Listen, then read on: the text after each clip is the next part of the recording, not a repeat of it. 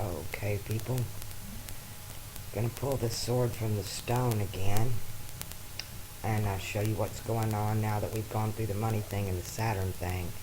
You'll better understand what I'm fixing to show you. And this is a quote from Joan of Arc. I am not afraid. I was born to do this. And she had a sword too. Hers just fell out of the sky.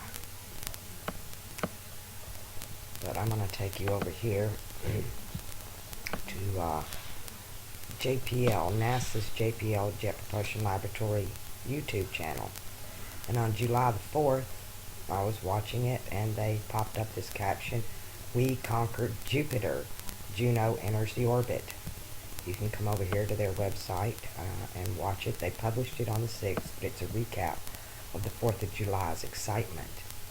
Now, the guy who's running the show over there, his name is Bolton, Bolton, which will take you back to the Game of Thrones. It was the Boltons who seized Winterfell from the Stark family.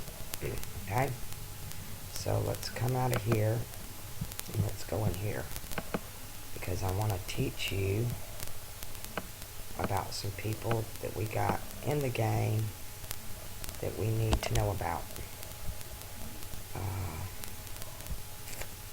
Okay, I'm in the wrong one. Let me pause here for a second. Okay, for a little more understanding about words. Mazzaroth. That's the name in Hebrew for Zodiac. Now we're dealing with the... Okay. Let's tear their name apart, because Roth is actually Thor. Okay. But it's also, and child is... Okay. So we have a...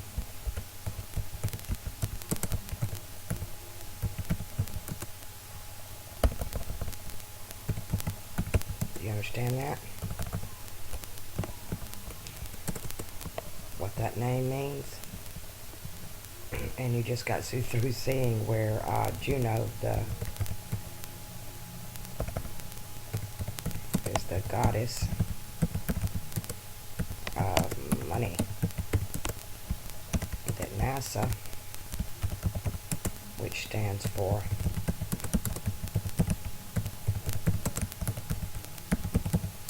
never a straight answer, and they're going to play the word game, thinking they can pull the words from the stone, the sword from the stone, and nobody's going to notice it, right? And that's the game they're playing with us. But it's easy to see through it once you start looking through the words. And that's what I'm trying to get you people to wake up to have new eyes to see and new ears to hear, because this is a big old word game. It's a war of the words, not a war of the worlds. Okay? It's just words. There's nothing coming there. The only aliens here are us. And we are spiritual beings having a carnal experience. Dying is very easy. Living is very, very hard. So I encourage all of you to hang in there through this. Okay, hold on. I'm going to take you somewhere else. Okay, I'm over here at the Warner Brothers website. No, it's just movie clips, trailers. I thought I was at the official. But this is the new movie coming out on King Arthur, Legend of the Sword, the official. Okay?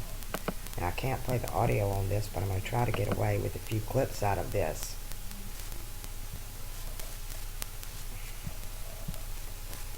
And of course, we see the guy from Sons of Anarchy, and their anagram for Sam Crow is Macros, right?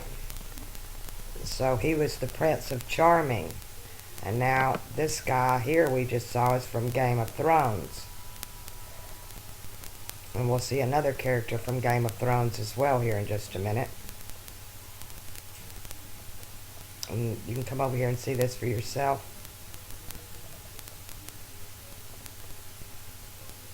This movie comes out next year. Him.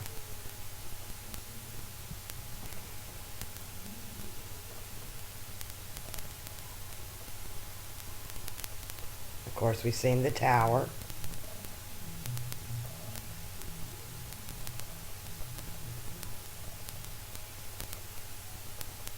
And Guy Ritchie's directing it. So you know it's going to be awesome, right? And look at all these big bones laying up there. Those are not trees. Those are bones, like a carcass of a great dinosaur or something. So this is going to be really exciting, some of the stuff they've got coming up for us that they've planned for us down the pipeline here, as I call it. So they're going to try to pull another sword from the stone. They're trying to redo the Zodiac. Here, let me take you there while I'm doing this. Okay, here's the flip on the Zodiac they're going to pull on us. Of course, this is Andromeda. I used this particular picture on my channel page because you see she's got the circle on one side and the little pyramid on the other, and she's broken the chains. And here is Aquarius. They've turned him around facing the other way, and he's got his bare ass to us. And here is Agua, and with the goat on his back. And this is Bootes, B-O-O-T-E-S. He's slaying the lion. This is Cancer, facing the wrong way. This is Canis Major. Cassiopeia. She's got the pen now. She gets to write the story now. See what they're doing? See what kind of chair she's sitting in? It's got the lion's paw. This is, I don't know why they threw this one in there, but this is the new symbol for the constellation Corona, for the king. This is Corvus, which is also Crow. Here's Gemini, and they're facing each other with their back to us now. And one's got a flail, and one's got a club. Isn't this interesting? I wonder if they're warring with each other. Hercules, and he is defeating Hydra, the three-headed Hydra snake, and a lion, or a king, bites him in the thigh. Now, every time you see a Hercules movie, he always gets either an arrow or injured in one of his thighs. Always. Go back and watch the Hercules movies. It happens every time because it's written in the stars. Of course, he's facing the other way. Leo, the lion, facing the other way. So what's really going on here? Lyra, here's a good one. Because Lyra's the harp. And if you'll see this eagle with this harp, the way they're doing it here, doesn't that remind you of the banner they show us for the United States? And we indeed do have a harp, or a lyre. We have a lyre and a harp. We have a big harp in Alaska. We're going to play it. Or they're going to play it, rather. This is Orion. This is going to be the new Orion. And he's got on a helmet now. And he's got his feather. And he's got his club. And he's got his shield. But he's faced the other way. Like he's going to attack Gemini or the unicorn that usually sits right here. So I'm really interested in to see how they're going to pull this off. And I hope Stellarium picks it up for us. They do have a plug-in, but I don't know if they're going to run this. Or is this what they're unveiling for the Rotunda? I have no idea what they're doing in the Capitol building, but I've been watching it since about 2011. Sure has taken them a long time to paint that. Now here's Pegasus. Fortunately, Pegasus is facing the right way, but his angle should be down instead of up. Okay, here's Perseus. The head is on the other side. He's got his back to us. It's almost like they're giving us a mirror image of everything. I'm not sure why they're doing this. I guess I won't understand it completely until they roll it out and I can see it all in one piece. But I was only able to get pieces of it. Now here's Sagittarius. He don't have his ostrich feathers. He's facing the goat now. So is he not going to shoot Ophiuchus in the thigh, or is he not going to kill the scorpion anymore? He will no longer be facing the center of the Milky Way galaxy. Now he is pointing his arrow at the goat. Okay, and here's Scorpius, and of course his claws are facing the wrong way. So they're going to leave Scorpion there. Here's Serpentarius, which is Ophiuchus. He's got his back to us. What a big old head this snake has. And of course it should be curled under his foot here at one point, and it no longer is. But here's your new Ophiuchus, or Serpentarius. Here's Taurus the Bull, and he's facing the wrong way as well. So Orion and Taurus are going to be back to back. They're no longer going to be opponents at each other. So we have this bull, or Taurus, Tau, fixing to run down the ram. And if they switch the ram the other way, I don't think I have that one. If they switch the ram the other way, then it's going to be, you'll have to dodge the ram. Do you understand that? Dodge ram. Here's Triangulum. I wanted to tell you about the lesser one. The other one is Isosceles Triangle. This right here goes between the Isosceles Triangle that is above Aries, but this one is above Aries, between Aries and the Isosceles, between the ram and the other triangle. And if you've noticed, right here is a crack, and right here is a major crack.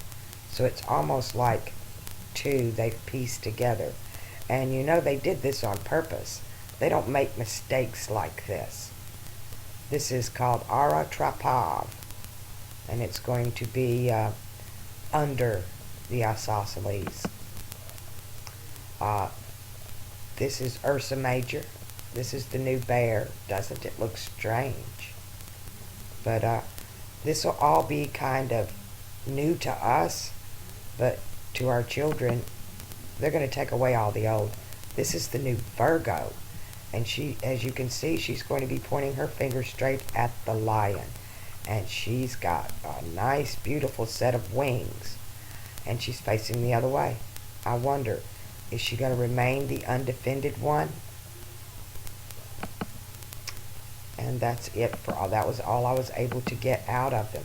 Let me go back over here for just a second, because while I've got a minute, I will show you what time it is. Of course, they've got Capricorn at the top on this one. But right now, they tell us that the spring equinox rises in Pisces, and the fall equinox is supposed to be directly across from it in Virgo. And if the clock moved around, it should be right here and right here. But that's not what's going on, because it's right here. We're going to get the water bearer is coming up over here in the spring. See, this would tell me this is an old Jewish calendar, because you got Aries in the spring, and then Pisces, when the water bearer is supposed to be right here right now. And if you put the water bearer right here right now, that's going to kick the woman up 2 notches. Do you understand what I'm telling you? Are you seeing this? She goes up 2 places. Capricorn comes over. Capricorn will be here. Aquarius should be here. Everything has to move. This is 6,000. No, this is 4,000 year old calendar. Actually, a little more than that. And that's something I'm going to have to show you people too, because we say the sun moves 72 degrees. 1 year for 72 years for 1 degree in the sky, which is where we come up with this 21,060 days for this one cycle. But I have found that just like the planets have a retrograde motion from our perspective, so the sun has a retrograde motion compared to the Zodiac perspective, and that it's more like 44,000 years. And when I get my stuff running a little bit better, I'm going to take you on Stellarium, and I'm going to show you the wobble in the sun, or the retrograde of the sun, because they say the sun doesn't have one, but I found it. And I'll also show you what time the flood happened, because it shows us. And I'm so thankful for Stellarium. I hope they don't take it away from us. Okay, in my last 30 seconds, the Tudors, who were Nazis, changed their name to Windsor for the Aquarian age, because they needed a wind czar. A-Z-A-R. And he married Catherine Middleton. His C is an average C. Do any of you see this, what I'm telling you, what they've done? And